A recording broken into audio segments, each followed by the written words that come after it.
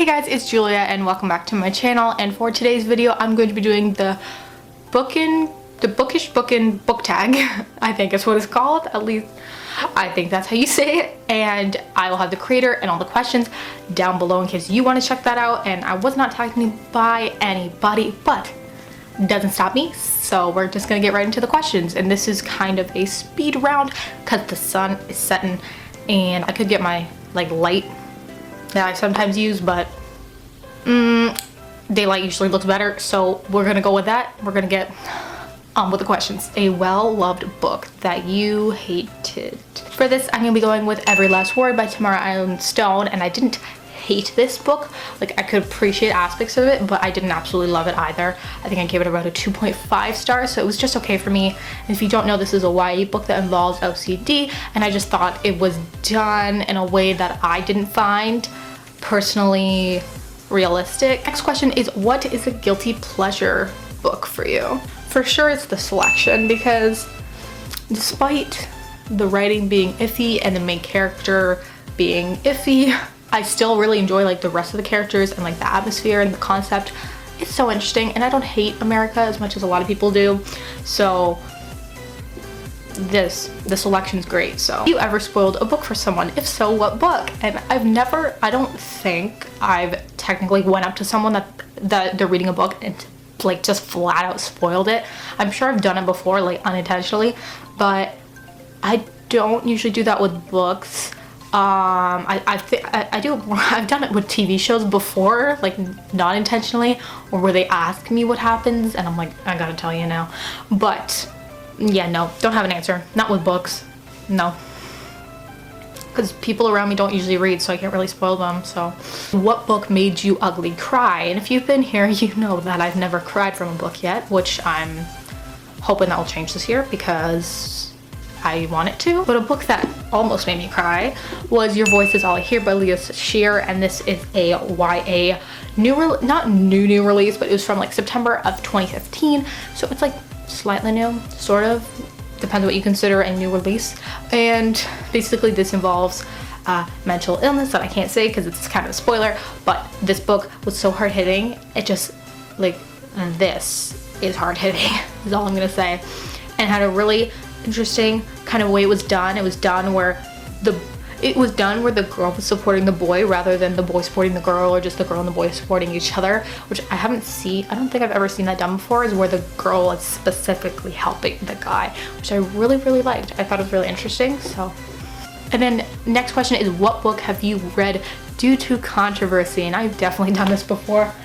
I'm going to be going with Captive Prince by C.S. Pacat. I read this just last month, and I read it because it's been getting very hyped ratings, but then I saw a couple 1 stars, and I heard it is kind of a controversial topic because it does involve a sex slave that basically you expect him to fall in love with his captor kind of thing, and it's very controversial, and it's a adult fantasy erotica kind of thing, and definitely controversial, and that's why I read it, and because of the praise, and then there was a lot of negative reviews, so I was like, let's see. So, the question is, have you ever read a book where you question the author's sanity? I just don't have an answer, so moving on. Next is, what is the most cringe-worthy books that you've ever read? This one, When We Wake by Karen Healy. The romance. Sorry, it was kind of funny. I didn't like the romance. It was really cringy. Which book have you read solely due to the cover? And I don't do this often, and the book I'm going to show you, I did do it because of the cover and because I was getting into reading, because I had a thing with eyes. I'm sure if you've been here, you know what book I'm going to talk about. And it's also because of the cover. The cover made me pick it up and read the synopsis. That is Crash by Lisa McMahon. I just love eyes. So when I saw this, I was like, that's pretty. And then I read the back and I was like, that's interesting, and then I bought it. And I actually really enjoy the series. I think it deserves more attention, and it's really fun. It's about visions, and these are some of the characters that I remember the most, that I just felt connected with. And name a book that you're embarrassed to admit that you've read. And I don't feel embarrassed, but I wouldn't go up to someone and be like, I've read this book kind of thing. And that is 50 Shades of Grey by E.L. James. And this is mostly due to my age, because I don't know how old I look to you, but I'm not that old.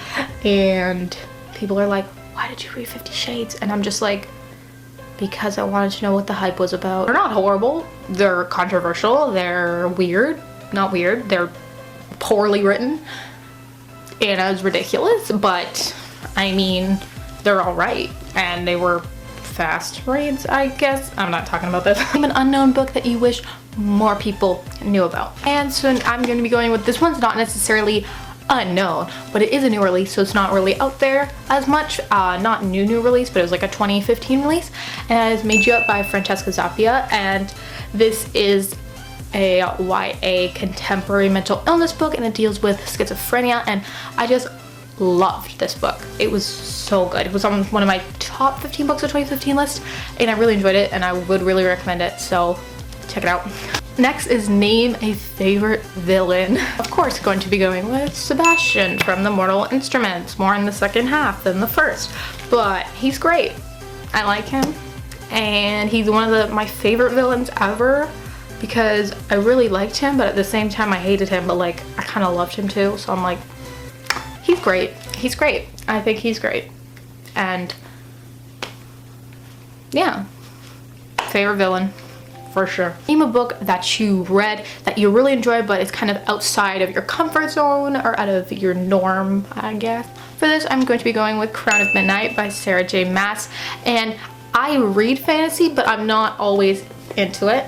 I mean, I will drift towards more contemporary and like mental illness fiction rather than fantasy, but I really enjoyed this, and it really surprised me. So yeah, and if you didn't know, this is the second book in the Throne of Glass series. Throne of Glass was okay.